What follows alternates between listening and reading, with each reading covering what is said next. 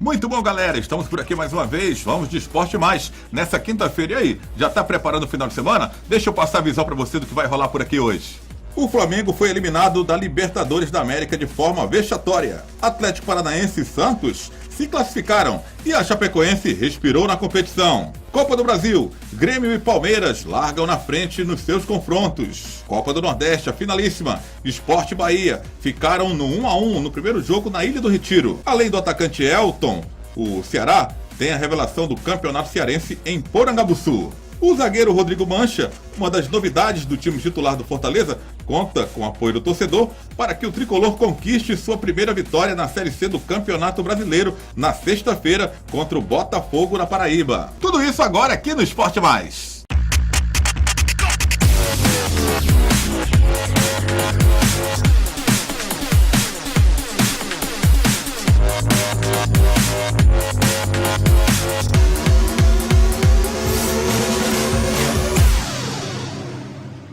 Uma quarta-feira recheada de muitos gols, e gols é o que não faltam. Você vai ver aqui agora Copa Libertadores da América, Copa do Nordeste e também Copa do Brasil.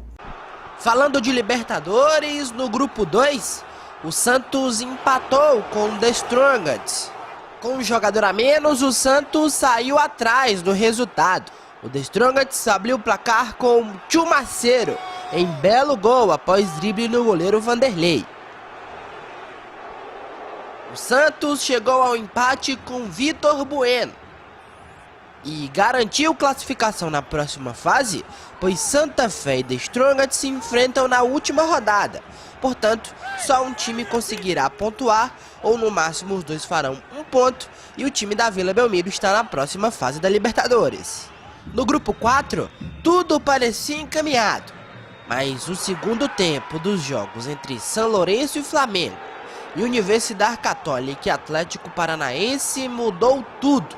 O Flamengo saiu na frente com Rodinei, mas levou a virada com gols de Angeleri e Beluski para selar a desclassificação da equipe do Flamengo. O Atlético Paranaense, em um jogo maluco, conseguiu virar em cima da Universidade Católica e venceu por 3-2. Santiago Silva e Neuer marcaram para a Universidade, enquanto para o Atlético, Eduardo da Silva e Douglas Coutinho marcaram, e o gol decisivo do Furacão foi marcado por Carlos Alberto. Fim dos jogos da primeira fase. No grupo 4, São Lourenço e Atlético Paranaense classificados, os dois com 10 pontos. No grupo 7, a Chapecoense foi valente e venceu o Lanús na Argentina pelo placar de 2-1. Os gols da Chape foram marcados por Wellington Paulista e Luiz Otávio. José Sandi diminuiu para o Lanús. Com o resultado, na última rodada do grupo 7, a Chapecoense enfrenta o Zulia, lanterna do grupo, em casa, e precisa apenas de uma vitória para chegar à próxima fase, pois os dois times à frente, Lanús e Nacional, se enfrentam no Estádio Nacional, no Uruguai.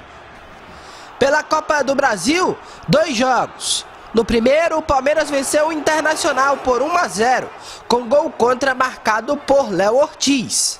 O Alviverde agora joga por um empate no jogo de volta, que será realizado no estádio Beira-Rio. Na outra partida, o Grêmio goleou o Fluminense por 3-1. O Fluminense saiu na frente com Renato Chaves, mas o time porto-alegrense marcou 3 gols, 2 vezes Lucas Barrios e 1 vez Arthur. Pela Copa do Nordeste, Sport e Bahia ficaram no 1-1 na Ilha do Retiro. O time baiano saiu na frente com o volante Juninho em um balaço dentro da área. E o Sport chegou ao empate também com o Juninho, selando o número igual no marcador. No jogo de volta, a equipe do Bahia joga por um simples 0-0 para sagrar-se campeão do Nordeste.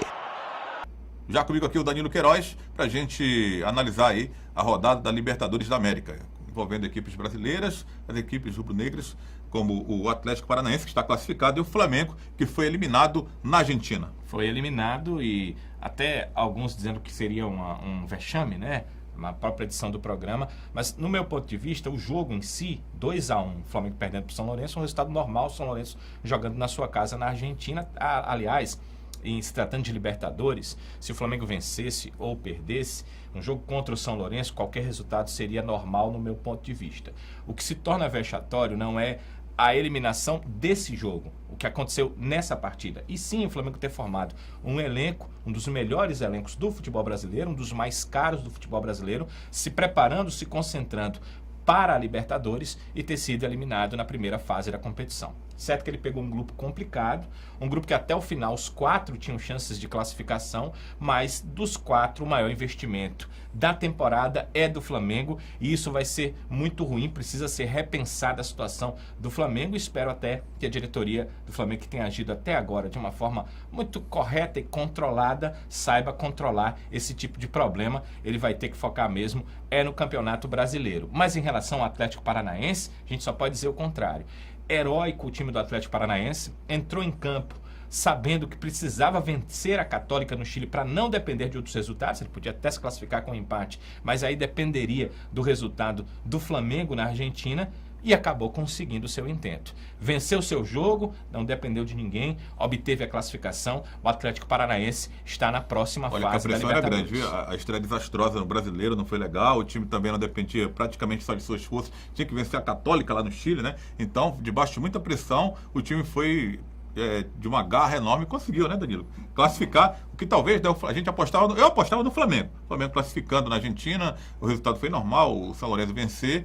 Mas o Flamengo podia classificar até com a derrota. Poderia, né? Mas o Atlético vencer. Tinha que vencer. Debaixo de muita pressão, o Paulo Autuori ameaçado do cargo e foi lá e mostrou, representou legal aí o Furacão. E demonstrou que fez o certo. Quando perdeu até de forma vexatória também no Campeonato Nacional. Essa sim uma forma vexatória, você tomar 6-2 num jogo de Campeonato Brasileiro para o Bahia, foi terrível, mas mostrou que estava certo. Poupou ali atletas importantes, jogadores que foram importantes no jogo de ontem, e o Atlético Paranaense chega à segunda fase da Libertadores. Aliás, dos brasileiros, Adriano, apenas o Flamengo está eliminado. Até aqui a gente percebe que um time que estava praticamente fora, que era o Chapecoense, ontem ressurgiu com uma vitória também heróica em cima do Lanús. O problema é, Adriano, que o Luiz Antônio, né, que acabou fazendo o gol, né, ele está com um problema de situação de suspensão, né? Há uma informação de que ele estava suspenso para esse jogo. A Chapecoense entende que a suspensão foi, na verdade, cumprida na final da Recopa Sul-Americana, mas há um litígio, há um certo problema em relação à condição de jogo do atleta. De qualquer forma, em campo, a Chapecoense fez a parte dela, né? Acabou vencendo o jogo e agora está a uma vitória em casa contra o Zulia, o pior time da sua chave, para também obter classificação. Eu imaginava que quem ia ficar fora era a Chapecoense, que acabou ficando fora foi o Flamengo, e a Chapecoense pode ainda entrar pelo que fez no jogo de ontem. Olha, vamos falar agora de Copa do Nordeste. Bahia e Sport, no caso ontem, Sport e Bahia começaram a decidir aí a Copa do Nordeste e o Sport da Ilha do Retiro acabou cedendo o empate. Aliás, o Sport foi quem empatou. O Bahia saiu na frente e o Sport empatou. Poderemos considerar que a decisão agora será na Fonte Nova, que o Bahia leva vantagem? Foi um bom resultado esse 1-1 para o Bahia? Com certeza foi sim. Para ter uma ideia, quando começar o jogo em 0-0, naquele momento já estará o Bahia com a mão na taça, porque se o jogo terminar de 0-0,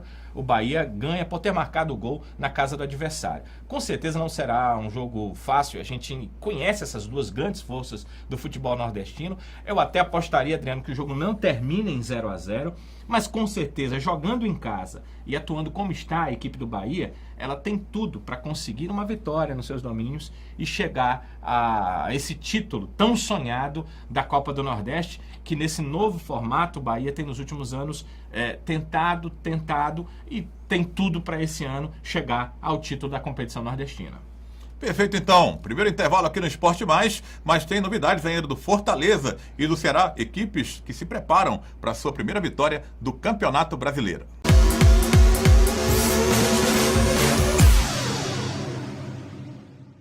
Chute de craques, dando asas para voar, transformando sonhos em realidade. O workshop objetiva revelar atletas que buscam a oportunidade de mostrar seu talento. São 15 dias de palestras, qualificação e treinamentos. produziremos seu material que será mostrado a clubes profissionais de países como China, Peru, Equador, Coreia, Vietnã, entre outros.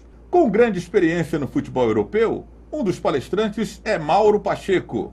O evento acontece a partir do dia 20 de maio, em um CT, na cidade de Santa Isabel, interior de São Paulo, a 40 minutos da capital. Chute de craque, dando asas para voar, transformando sonhos em realidade.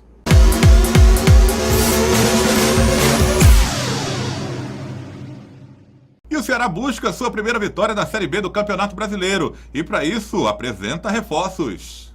O volante Pio estreou, mas não esconde de ninguém que viveu um misto de sentimentos. Muito feliz pela estreia, mas também um pouco frustrado pela não vitória do vovô. Muito feliz, né? Primeiramente agradecer a Deus por mais uma oportunidade que Ele me deu hoje, poder estrear com a camisa do Ceará. Lógico, queria também estrear com a vitória, mas infelizmente não deu. São coisas que acontecem no futebol. Ciente que o grupo tem muito a melhorar, Pio comemora os dias de trabalho até o próximo jogo contra o Náutico em Pernambuco. Vamos trabalhar bem, esses 11 dias que temos aí para trabalhar, corrigir alguns erros. Eu creio que vamos trabalhar firme e forte, avisando a equipe do Náutico. Após o empate contra o Boa Esporte na última terça-feira no estádio Presidente Vargas, o Ceará ganhou folga nesta quarta-feira com reapresentação marcada para hoje. Porém, o dia foi de novidades em Porangabuçu. O atacante Elton, com passagens por Vasco e Corinthians, realizou exames médicos em Carlos de Alencar Pinto e deve ser apresentado à imprensa nos próximos dias. Outro reforço anunciado pelo clube foi a contratação por empréstimo junto ao Ferroviário do zagueiro Túlio. Revelação do estadual, Túlio tem 22 anos e jogou 14 partidas pelo Tubarão.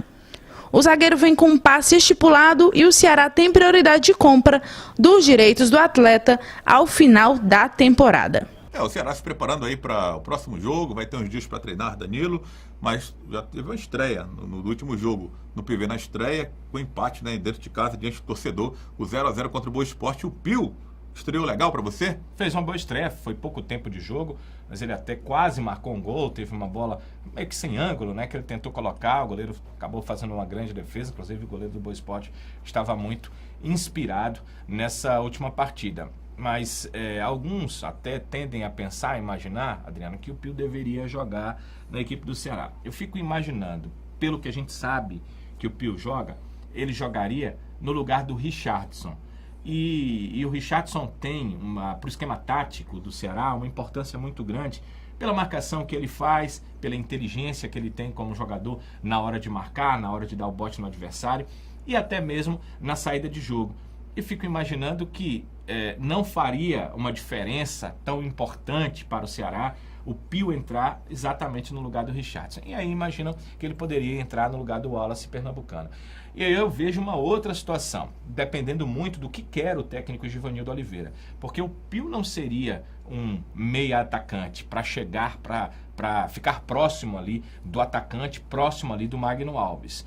Ele, será que faria mesmo essa função? Será que seria a função correta para ele? Ou será jogaria de uma outra forma com o Pio um pouco mais recuado e um dos jogadores que jogam pelo lado do campo um pouco mais liberado? Era uma situação a se pensar, talvez até para se testar dentro de treinamentos. A princípio, como o Ceará está montado, acho que o Pio até seria prejudicado fazendo essa função ali do Wallace Pernambucano, que não tem muito a ver com as suas características normais no campo de jogo. Por isso é que o Ceará está buscando tanto um reforço ali para esse setor, um meia atacante que possa chegar com mais qualidade do que o Wallace junto ao Magno Alves, ou o centroavante que estiver ali no momento, pode ser o Elton aí que já chegou e que nos próximos jogos já deve estar à disposição. Olha, ainda pegando o gancho das mudanças no elenco do Ceará, será que o Ceará lucrou aí com essa mudança, a desistência de ficar com o Vitor Rangel e trazendo o Elton agora para a posição? Pelas características, pelo número de gols marcados na sua carreira, pelo próprio aspecto técnico do jogador, acredito que sim, o Elton é muito mais jogador ali para ser o centroavante que o Ceará pode precisar em alguns momentos do que era o Vitor Rangel. Mas também colocou uma batata quente e um problema nas mãos do treinador. Eu duvido que o Vitor Rangel dissesse não para o técnico quando ele pediu para que fosse colocado do lado do campo. Já do Elton, eu duvido que ele vá fazer essa função. Não é a função dele, nunca foi a função dele. Ele não leva nem jeito para isso. E aí vai ser um problema, porque o torcedor vai imaginar que o Elton vai ser titular. E o Magno Alves não pode ser reserva também na cabeça do torcedor. O que fará o técnico Givanildo Oliveira? Vai colocar o Magno Alves como meio atacante? Há espaço para isso? Ah, sim, Adriano. Se ele mudar o esquema tático. O time até precisa, mas ele terá que mudar a forma de jogar do time. Será que o Magno se adapta àquela posição também? O Magno quer. Já me disse que quer. Já me disse que tem interesse de jogar ali. Agora, vai se adaptar àquilo realmente a contento, como a equipe precisa, principalmente na hora que o adversário estiver com a bola, porque ele vai precisar fazer uma marcação, e eu não acredito que o Elton vai voltar para fazer essa marcação. É uma situação para se ver nas cenas dos próximos capítulos. Porém, é uma batata quente de qualquer forma na mão do treinador. Do outro lado, né? Quem quer ter uma batata quente negativa por falta de jogadores? Ninguém. Quem quer ter uma solução para tomar porque tem excesso de bons atletas no grupo? Eu acho que essa é a batata quente, essa é a dificuldade que qualquer treinador gosta de ter. Ter muitas peças para poucas posições. E aí ele poder definir da melhor forma possível. Olha, zagueiro Túlio está chegando, jogou pelo Ferroviário Estadual, contratado pelo Ceará. Será que terá oportunidade, terá chances no time do Ceará? Com certeza, porque tem suspensão, tem cartão. Acredito que ele vai ter, sim, a oportunidade de entrar. Agora, o Ceará tem outros 2 zagueiros, né? O Valdo e o Sandro. Então, vai ficar muito na mão do treinador na hora que houver alguma ausência, ou o Rafael Pereira, ou o Luiz Otávio com suspensões e com contusões deixarem a equipe, quem é que ele vai colocar no time? A tendência natural é que coloque o que treina de cada lado. É isso que o Givanildo normalmente faz. Eu não sei como é que ele vai fazer com o Túlio vai treinar entre os titulares. Há uma situação de pressão muito grande em relação ao Sandro.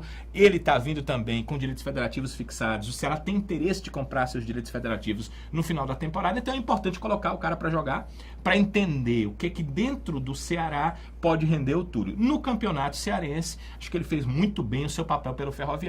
Vejamos o que ele faz numa Série B, jogando numa equipe com pressão, como tem o Ceará dentro dessa competição. Na sua mente, o que o Ceará ainda procura no mercado de reforço para essa Série B? Olha, o que a diretoria afirma que procura é esse meio atacante, que a gente estava falando há pouco, Adriano, que chega ali junto ao centroavante, junto ao principal atacante, o jogador de área, o 1 desse 4-1-4-1 lá na frente, e procura também um segundo atacante, um que jogue pelo lado, ou seja, seria, o Roberto está muito bem do lado direito, é o lado direito que o Roberto prefere, seria o cara do lado esquerdo, onde talvez o Lelê fosse a aposta para se firmar, mas as muitas contusões não estão deixando que ele se firme na equipe do Ceará. Muito bem, mais um intervalo aqui no Esporte Mais, mas na volta vamos falar do Fortaleza, hein? O Tricolor se prepara para jogar na sexta-feira contra o Botafogo na Paraíba, buscando a primeira vitória na Série C do Campeonato Brasileiro. Nossas redes sociais estão aí, então vai lá, curta, compartilhe, espalha para geral.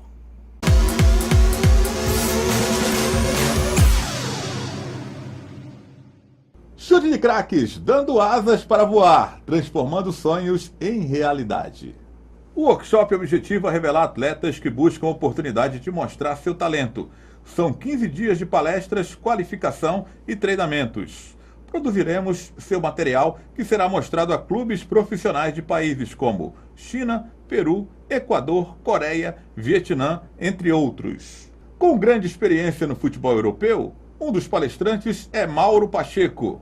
O evento acontece a partir do dia 20 de maio, em um CT na cidade de Santa Isabel, interior de São Paulo, a 40 minutos da capital. Chute de craque, dando asas para voar, transformando sonhos em realidade.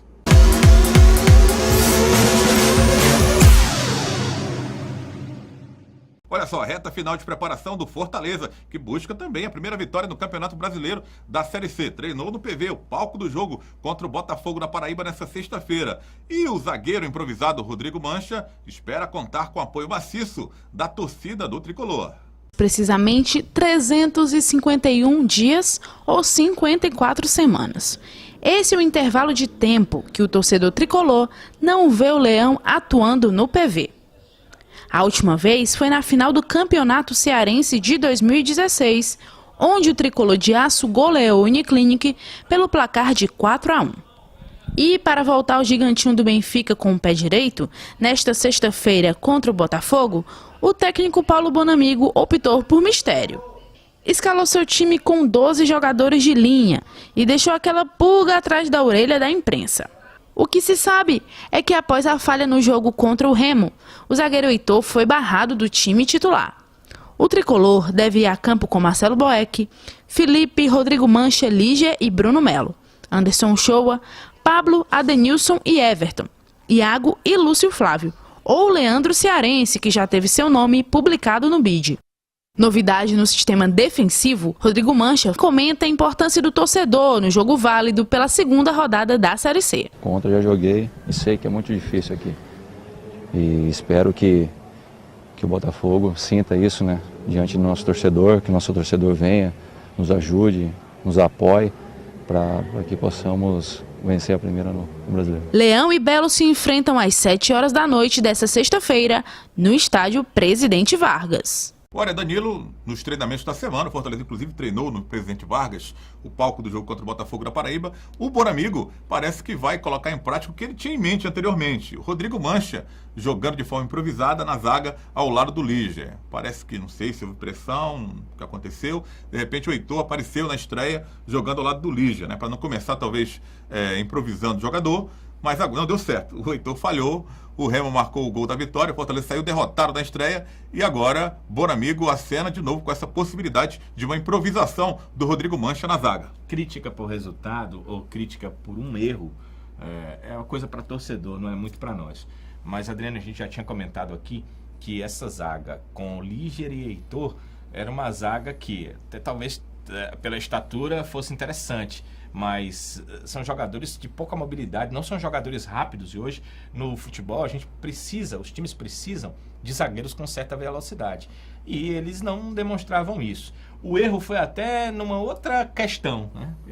Rebater uma bola parece uma coisa muito mais fácil do que você ter a velocidade para correr atrás de um adversário ou para chegar mais rápido na bola que um adversário, que é esse, talvez, o grande problema dos dois. Essa é a grande falha, tanto de Lígia quanto de Heitor. Eu tenho uma tese, Danilo, de que, tudo bem, o Heitor falhou ali onde não podia falhar, mas, ok, estava ele e o Lígia no mano a mano, né? O Fortaleza foi todo pro ataque, não tinha cobertura, o Lígia estava do outro lado ainda, tentou correr para chegar a tempo e não deu tempo de chegar para tomar a bola do atacante do Remo, acabou cometendo a penalidade, que o lado era do Heitor e o Lígia joga do outro lado. É normal a cobertura, é normal. Exatamente, mas faltou ali alguém, um lateral, um volante, não tinha ninguém. O Fortaleza estava melhor na partida naquele momento, né? Pressionando o Remo. Tinha mais domínio de embora bola. não tivesse assim criado chances reais, mas ficou desguarnecida a defesa. Você deixar a zagueiro do mano a mano com um atacante de velocidade, é tudo que o Remo queria. Mas isso vai acabar acontecendo nos jogos, né? O zagueiro tem que entender que ele é o último.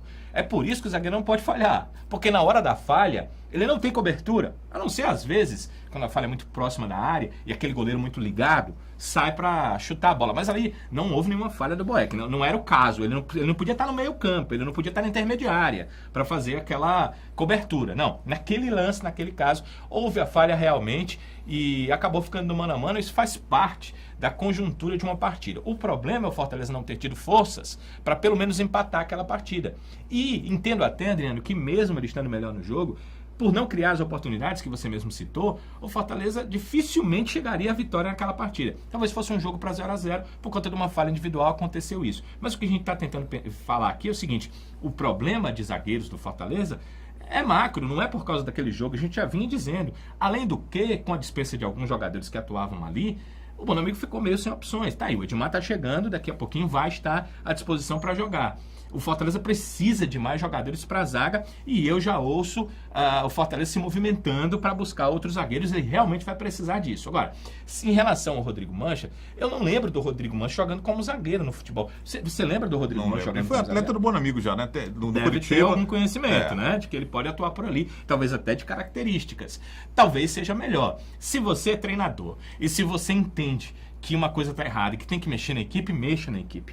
Porque ele deve ter ouvido alguém e mudou a tese dele de última hora e acabou o Fortaleza sofrendo esse gol. Mas como eu disse, não dá para comentar pontualmente se um jogador é bom ou ruim para determinada circunstância. O que a gente entende é que essa zaga Líger e Heitor. Não daria certo, é porque os caras não têm velocidade. E no lance do gol, deu para perceber isso, né? A dificuldade que eles tiveram de, na hora de um erro, na hora de um equívoco, retomarem a bola, ou pelo menos retomarem a frente em relação ao atacante, o que teria provavelmente feito com que o Fortaleza não tomasse aquele gol. Agora já tomou, agora já foi, e é imaginar o seguinte, como nós não vimos, não dá para comentar se o Rodrigo vai chegar ali e pronto, vai tomar de conta da defesa. Mas o Bonamigo o conhece, não foi o primeiro treinamento que ele fez na zaga, é aguardar e entender que o pensamento do treinador que está vendo os treinos e que conhece os seus atletas, que está fazendo testes e avaliações,